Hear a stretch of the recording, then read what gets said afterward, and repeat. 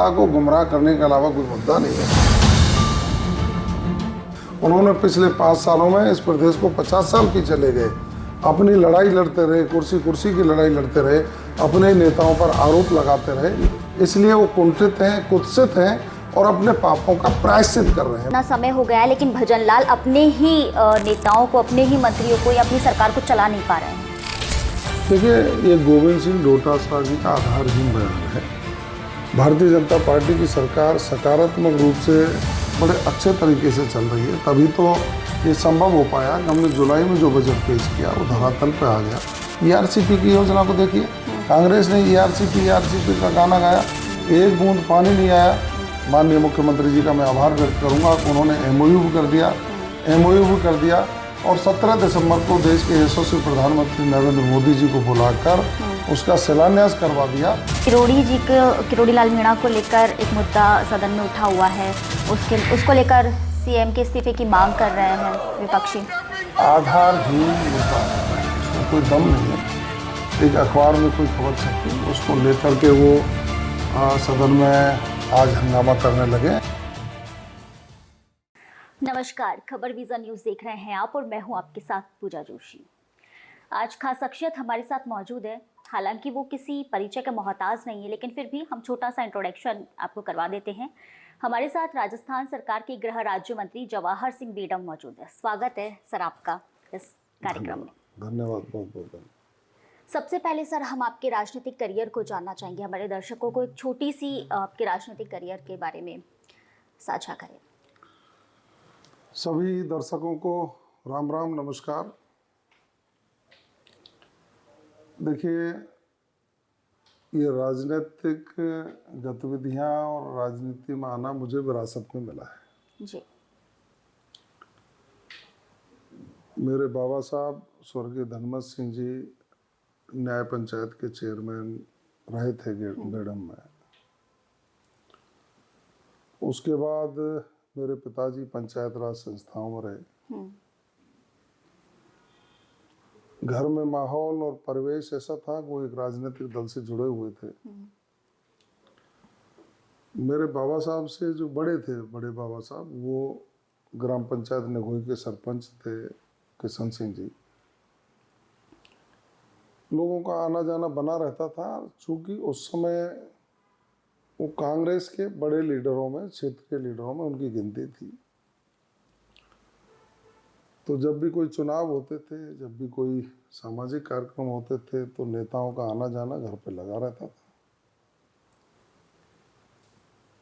लेकिन 1977 का चुनाव, वो विधानसभा का चुनाव हुआ। डेग विधानसभा में हमारा गांव हुआ करता था। मेरे फूफा जी मान सिंह धावाई, उनका छाते का चुनाव चिन्ह, वो निर्दलीय चुनाव लड़े।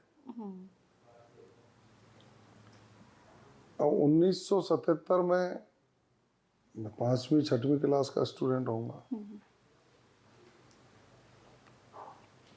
वो माहौल मैंने देखा जब ट्रैक्टर ट्रॉलियों में लोग प्रचार के लिए जाते थे। और डीग विधानसभा से जब वो निर्दलीय चुनाव लड़े, तो मेरे परिवार का उसमें प्रत्यक्ष रूप से इन्वॉल्व था, उनकी मदद की कोशिश की। वो चुनाव नहीं जीत पाए थे। मैंने 1998 में विधानसभा डीग से टिकट मांगा जी। प्रयास किया, नहीं मिला। 2000 में जिला परिषद का चुनाव हुआ, मैं जिला परिषद का चुनाव लड़ बैठा। लोगों ने मेरे ऊपर विश्वास व्यक्त किया, मैं जिला परिषद का सदस्य बन गया। फिर लगातार जिला परिषद का सदस्य बनने के बाद जिला परिषद में, पंचायत समिति में और क्षेत्र में विभिन्न मुद्दों को लेकर के जनता का ध्यान आकर्षित किया और सरकार और प्रशासन का ध्यान आकर्षित करके उनके समाधान के लिए अनवरत रूप से मैं चलता रहा। 2005 तक जिला परिषद का मेंबर रहा। 2018 में राजस्थान की सरकार ने मुझे डांग विकास बोर्ड का चेयरमैन बना करके राज्य मंत्री का दर्जा दिया। जो जिम्मेदारी मिली उसको लेकर के भी मैं 8 जिले जो डांग क्षेत्र में आते हैं, उन जिलों में मैंने भ्रमण किया। लोगों की समस्याओं को सुन के उनका उचित समाधान कैसे हो सकता है, बजटीय प्रावधान करके और प्रशासनिक मदद दिला करके लोगों को लाभान्वित करने का काम किया। फिर मैंने पार्टी से आग्रह किया कि नगर से चुनाव लड़ा दे, तो सपना पूरा नहीं हुआ। उन्होंने कहा कामा से लड़िए। कामा में चुनाव लड़ने गया। कामा की जनता ने बहुत प्यार दिया मुझे, 72,000 वोट, 71,000 कुछ प्लस थे, 72,000 वोट दे करके मेरा साथ दिया। लेकिन मेरा दुर्भाग्य था, मैं चुनाव नहीं जीत पाया जी। लेकिन रिजल्ट आने के 2 दिन बाद से ही मैंने गाड़ी उठा करके लोगों के बीच में जाना, उनके दुख में सुख में, सामाजिक समस्याओं का समाधान, विपक्ष में रह करके उनका समाधान करने का पूरा प्रयास किया। और 2023 के चुनाव में पहली लिस्ट में भारतीय जनता पार्टी ने मेरे ऊपर विश्वास व्यक्त किया, मुझे नगर से चुना। नगर की जनता का आशीर्वाद हुआ और मैं आज राजस्थान की विधानसभा में हूँ और राष्ट्रीय और प्रदेश नेतृत्व का आभारी हूँ। उन्होंने मुझे मंत्री पद की जिम्मेदारी दी, 3-3, 4-4 डिपार्टमेंट दिए। माननीय मुख्यमंत्री जी का विशेष आभारी हूँ, उनका आशीर्वाद युवा मोर्चे से लेकर के आज दिनांक तक मैं उनके साथ खड़ा हूँ। जी, बड़ा लंबा स्ट्रगल रहा और लेकिन आखिरकार आपने अपने सपने को पूरा किया और जनता के हित के लिए जो आपका एक मोटिव था वो भी कहीं ना कहीं अब आप पूरा कर रहे हैं। इसी के साथ जैसा कि राजस्थान में बीजेपी की सरकार है, ऐसे में अगर मैं अपराधों की बात करूं तो बढ़ते अपराधों को रोकने के लिए आपकी सरकार क्या कुछ प्राथमिकताएं कर रही है? देखिए, सबसे पहले तो मैं आपको ये कहूँगा कि मैंने सपना पूरा नहीं किया, ये गिरिराज महाराज की, पूर्वजों की और हमारे इष्ट की कृपा रही कि वो हमको सदमार्ग पर लेकर के चले जी। और सदमार्ग पर चल करके जो हमारा मंजिल थी उस मंजिल की ओर आगे बढ़े हैं, जिससे हम आम जन की मदद करके ज़्यादा से ज़्यादा लोगों को लाभान्वित कर सकें। आप कह रहे हैं अपराध के ग्राफ की, मैं आपको एक आंकड़ा दिखाऊंगा। आप यहाँ जयपुर शहर का ही देख लें जी। राजस्थान में अपराध के ग्राफ में भारी कमी आई है। जी।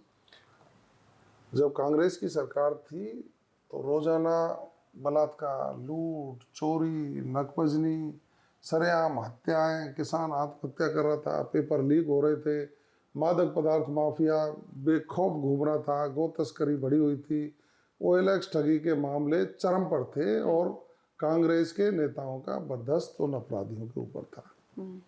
एक साल का हम यदि तुलनात्मक अध्ययन करेंगे 2022-23 और 2023-24 का ही, तो आपको अपराध के ग्राफ में भारी कमी देखने को मिलेगी।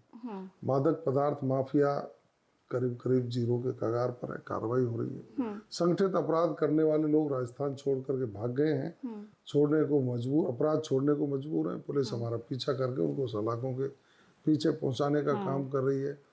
पेपर लीक माफिया बिल्कुल बिल में घुस गया है, अब कोई पेपर लीक नहीं हो रहा। जिन्होंने किया उनके खिलाफ SOG ने गिरफ्तारियां की हैं, कार्रवाई की है, तफ्तीश चल रही है। महिला अपराधों में भारी कमी देखने को मिली है और गौ तस्करी, गौ कसी और OLX ठगी आप देख सकते हैं मेवात के क्षेत्र में शून्य की ओर बढ़ती जा रही है। तो हमारी आत्मसंतुष्टि है कि माननीय भजन लाल जी के नेतृत्व में हमने कानून व्यवस्था पर काबू पाया है और जो राजस्थान शांति प्रिय प्रदेश के रूप में जाना जाता था, हम पुनः राजस्थान को शांति प्रिय प्रदेश बनाने की ओर अग्रसर हुए हैं। निश्चित रूप से राजस्थान में सुशासन स्थापित हुआ है। इसी के साथ अगर मैं साइबर क्राइम की बात करूं तो आप देख सकते हैं कि राजस्थान में साइबर क्राइम एक इस तरीके से ग्रो बन चुका है। आज का युवा और बहुत सारे लोग इससे परेशान होते हुए नज़र आ रहे हैं और कई बार तो ऐसा होता है साइबर क्राइम की वजह से कई लोग आत्महत्या जैसी भी घटनाएं सामने आती है, आत्महत्या कर लेते हैं। बहुत सारी स्थिति ऐसी बन जाती है। इस पर आपकी सरकार ने क्या कदम उठाए? देखिए, मैं वही कह रहा था कि पिछली सरकार के दौरान तो खुली छूट थी, लूटो खाओ, इनके नेताओं को दो और कांग्रेस का अपराधियों के ऊपर साया रहता था। आज हमारी सरकार ने उस पर शिकंजा कसने का काम किया। माननीय भजन लाल जी की सरकार ने उस पर शिकंजा कसने का काम किया और यही कारण था कि साइबर अपराध को कम करने के लिए, कंट्रोल करने के लिए हमने हैकाथॉन फर्स्ट किया। उसमें 27 प्रदेश के साइबर एक्सपर्ट्स को बुला करके पूरा 2 दिन की कॉन्फ्रेंस हुई और नया मैकेनिज्म बना करके उनको कैसे कम किया जा सकता है, अपराधी को पकड़ा जा सकता है, उसकी योजना बना करके संसाधन देने का हमने काम किया है। आज कोई भी व्यक्ति 19:30 पर फ़ोन करता है तो उसकी लोकेशन आती है, तुरंत पुलिस पकड़ने के लिए उसको जाती है, उसका पैसा फ्रीज कर दिया जाता है। आईजी कंट्रोल करता है, अपराधियों के ऊपर प्रहार किए जा रहे। अकेले डीग जिले में पूरे देश का 18% साइबर क्राइम हुआ करता था, आज 3 और 4% पर आकर के टिक गया, जो जीरो की ओर हम ले जाने का काम कर रहे हैं। संसाधन दे रहे हैं, साइबर थाने खोलने का काम कर रहे हैं और लोगों को अवेयर करने का काम भी कर रहे हैं कि आप बहकावे में नहीं आए, किसी के जाल में नहीं फंसे। कोई ओटीपी देता है उसको टच नहीं करें, कोई वीडियो कॉल करता है तो अनजान व्यक्ति का किसी का वीडियो कॉल नहीं उठाएं, क्योंकि सेक्स टॉर्शन की घटनाओं में कई लोगों ने आत्महत्याएं तक कर ली है। हमारी सरकार मुस्तैदी से उन सब के खिलाफ कठोर कार्रवाई कर रही है और हमारा ये ध्येय है कि हम साइबर क्राइम पे कंट्रोल करके अमन से शांति स्थापित करें। हाल ही में अपने मीडिया के बीच एक बात रखी थी कि विपक्ष जो है, मैं बात करूँ गोविंद सिंह डोटासरा की, तो विधानसभा में गोविंद सिंह डोटासरा टीकाराम जूली को बोलने नहीं देते हैं। आपने ये बात रखी थी और देख रहे हैं कि आप हंगामा कहीं ना कहीं विपक्ष इसको लेकर रखा हुआ है कि सरकार को बने इतना समय हो गया है, लेकिन भजन लाल अपने ही नेताओं को, अपने ही मंत्रियों को या अपनी सरकार को चला नहीं पा रहे हैं। देखिए, ये गोविंद सिंह डोटासरा जी का आधारहीन बयान है। भारतीय जनता पार्टी की सरकार सकारात्मक रूप से बड़े अच्छे तरीके से चल रही है, तभी तो ये संभव हो पाया कि हमने जुलाई में जो बजट पेश किया वो धरातल पे आ गया। उनकी जमीन अलॉटमेंट हो गए, टेंडर हो गए, शिलान्यास हो गए और काम गति पकड़ गए हैं। सरकार ढंग से चल रही है, यही तो कारण है कि हमने 60,000 के करीब लोगों को नियुक्ति पत्र जारी कर दिए। 1,72,000 रिक्तियों की हमने विज्ञप्ति जारी कर दी। 5 साल में हम 4 लाख सरकारी नौकरी लोगों को देंगे और यही कारण है कि राइजिंग राजस्थान भी पहले ही वर्ष में हुआ। 35 लाख करोड़ के एमओयू हुए हैं, हम उनको धरातल पर ले जा रहे हैं। राजस्थान आर्थिक दृष्टि से मजबूत होगा, यहाँ के युवाओं को रोजगार मिलेगा और राजस्थान एक विकसित प्रदेशों की श्रेणी में शामिल होगा। इन सब के लिए आदरणीय भजनलाल शर्मा जी सकारात्मक काम कर रहे हैं। ईआरसीपी की योजना को देखिए, कांग्रेस ने ईआरसीपी का गाना गाया, एक बूंद पानी नहीं आया। माननीय मुख्यमंत्री जी का मैं आभार व्यक्त करूंगा कि उन्होंने एमओयू भी कर दिया और 17 दिसंबर को देश के यशस्वी प्रधानमंत्री नरेंद्र मोदी जी को बुलाकर उसका शिलान्यास करवा दिया। बहुत जल्दी काम शुरू होने वाला है। इधर हमारे जो शेखावाटी में है यमुना जल, उसकी प्रक्रिया उन्होंने चालू कर दी। ब्राह्मणी नदी के पानी को रूपा रेल तक लाने की योजना उन्होंने लागू कर दी। नागौर के क्षेत्र में पानी कैसे पहुंचे उसके लिए वो प्रयास कर रहे हैं। तो भागीरथी प्रयास जो मुख्यमंत्री कर रहे हैं, इस प्रदेश को विकसित प्रदेश बनाने का संकल्प लेकर के वो चले हैं। तो कांग्रेस के पास सिर्फ जनता को गुमराह करने के अलावा कोई मुद्दा नहीं है। उन्होंने पिछले 5 सालों में इस प्रदेश को 50 साल पीछे ले गए, अपनी लड़ाई लड़ते रहे, कुर्सी की लड़ाई लड़ते रहे, अपने नेताओं पर आरोप लगाते रहे। इसलिए वो कुंठित हैं, कुत्सित हैं और अपने पापों का प्रायश्चित कर रहे हैं। मैं तो ये समझता हूँ डोटासरा जी और जूली जी दोनों में रेट रेस है कि कौन नेता। मैं तो उनको यही सलाह दूंगा कि नेता प्रतिपक्ष जूली जी हैं, उनको आप बोलने दें। आप प्रदेश अध्यक्ष हैं, उस हैसियत में रहें, लेकिन पता नहीं आपको कौन सा फोबिया हो गया है कि उनको बोलने नहीं देते हैं और स्वयं अपने आप को प्रदर्शित करने का काम करते हैं। जनता सब देख रही है, आपकी जमीन खिसक गई। उपचुनाव में आपको 5 से 1 पर ला दिया और हमको 1 से 5 पर पहुंचा दिया। यही तो सरकार का मूल्यांकन है जी। इसी के साथ अगर मैं कहूं कि आपकी नज़र में राजस्थान में सबसे करप्ट नेता कौन है, आपके नज़रिए से देखा जाए तो? अब कांग्रेसियों की तो लंबी फहरिस्त है, मैंने रैंकिंग उसमें की नहीं है, मैं बता दूंगा देख के आप। और सबसे ईमानदार? भारतीय जनता पार्टी का प्रत्येक नेता सबसे ईमानदार है। हमारे प्रदेश के मुख्यमंत्री जी को देख लीजिए, चाहे भारतीय जनता पार्टी के किसी कार्यकर्ता को देख लीजिए। मोदी जी को ज़्यादा पसंद करते हैं या योगी जी को? देखिए, दोनों ही नेता हमारे लिए सम्माननीय है। देश का नेतृत्व आदरणीय मोदी जी कर रहे हैं, उत्तर प्रदेश की सरकार का नेतृत्व आदरणीय योगी जी कर रहे हैं और हमारी भारतीय जनता पार्टी में इतने मजबूत नेता है कि पूरा विश्व उनको सलाम करता है, प्रणाम करता है। अच्छा, किरोड़ी लाल मीणा को लेकर एक मुद्दा सदन में उठा हुआ है, उसको लेकर सीएम के इस्तीफे की मांग कर रहे हैं विपक्षी। आधारहीन मुद्दा है, उसमें कोई दम नहीं है। एक अखबार में कोई खबर छपी, उसको लेकर के वो सदन में आज हंगामा करने लगे। वो इसलिए करने लगे कि आज महामहिम राज्यपाल के अभिभाषण का जवाब माननीय मुख्यमंत्री जी देने वाले हैं। तो कांग्रेस की आज पोल खुलनी थी। अब जब उनकी पोल खुलती नजर आई तो वो सदन का समय जाया करने के लिए हो हल्ला करने लगे। जनता सब देख रही है कि जनता के हित में अच्छे निर्णय होने वाले हों तब ये कांग्रेस के लोगों को दर्द होता है, ये हंगामा करते हैं, उसका कोई औचित्य नहीं है। हमारी सरकार राजस्थान को विकसित राजस्थान बनाने के संकल्प को पूरा करेगी। अंतिम सवाल, आज के युवाओं को क्या संदेश देना चाहेंगे? देखिए, मैं युवा साथियों को एक ही आग्रह करना चाहूँगा, भारत देश युवाओं का देश है, विपुल संभावनाएं हैं।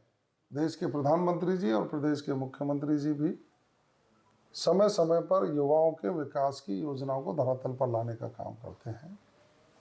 वर्तमान दौर में व्यसनों से छुटकारा पाकर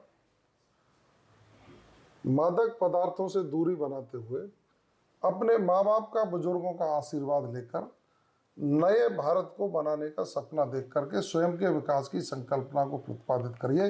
राजस्थान की सरकार आपके साथ खड़ी है। बहुत बहुत धन्यवाद आपका समय देने के लिए।